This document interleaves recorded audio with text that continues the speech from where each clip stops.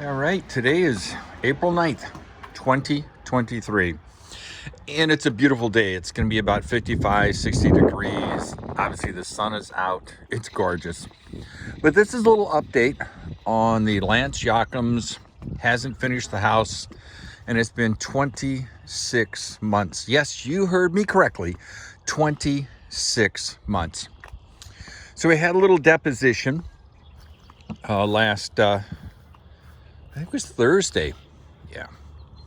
And at the deposition, Lance was being deposed. Lance is the builder who's failed to finish the house.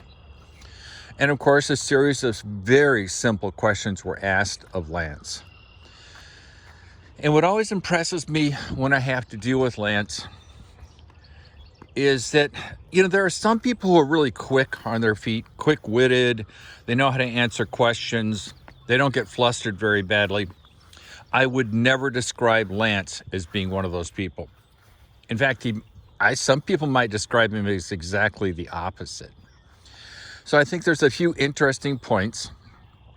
Is that we have a disagreement about 4 of the doors in the building. They don't meet what are called Metropolitan Builder Association specs. And when asked about it, Lance said, yes, he follows those rules. Okay. But he thinks the doors meet Metropolitan Builders Association specs. And so as he tried to explain how he thought a door that was out of alignment met the specs, nobody could understand what he was saying. His attorney didn't appear to understand. I didn't understand, and my attorney didn't understand. The lady doing the transcribing, she could have cared less, but I doubt that she understood. So we asked Lance to draw a picture of the door, what he meant by it being in spec, and what one would look like being out of spec. We gave him a pencil and a piece of paper, and he couldn't do it. He made it clear that he wasn't very good at drawing. So we offered him a ruler, but no, he didn't need a ruler. So he struggled and struggled, for a good 10 minutes, and simply couldn't come up with a drawing that illustrated how these doors, which are not correctly installed, are in fact correctly installed. It is just mind-blowingly weird to have a man who's been building for 2 years. He can't draw a door. He can't explain in any reasonable way how the door that is not aligned correctly is aligned correctly. He can't do it. So we all walked away sort of totally confused. Was never able to explain it. But what we did sort of get a sense of is, imagine a door. You've got a frame. I'll use a door frame here to illustrate it. This is the best we could understand what he meant.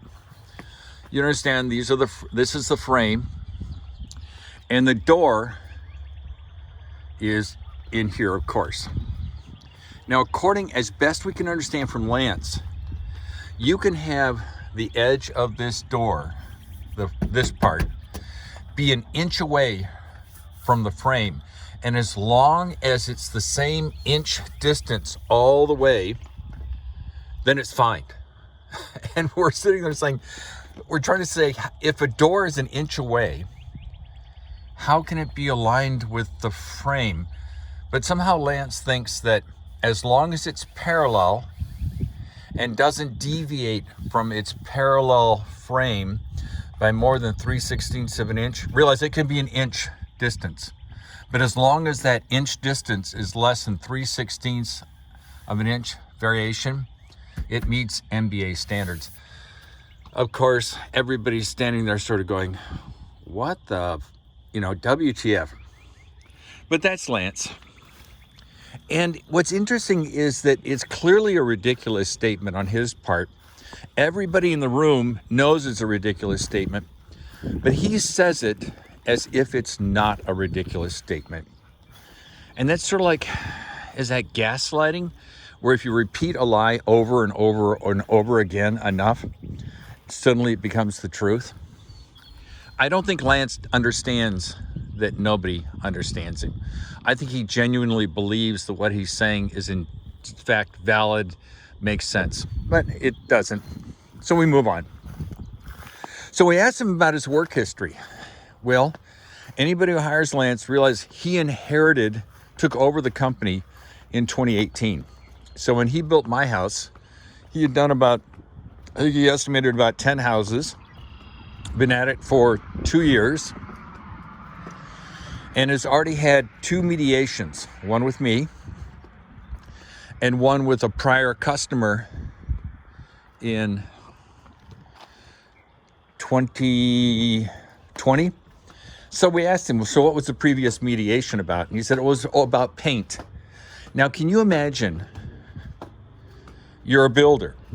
You have to go to mediation because a house you're building, there's an issue with the paint. You realize mediation costs money. It costs hundreds. I think it's $500 to go through mediation.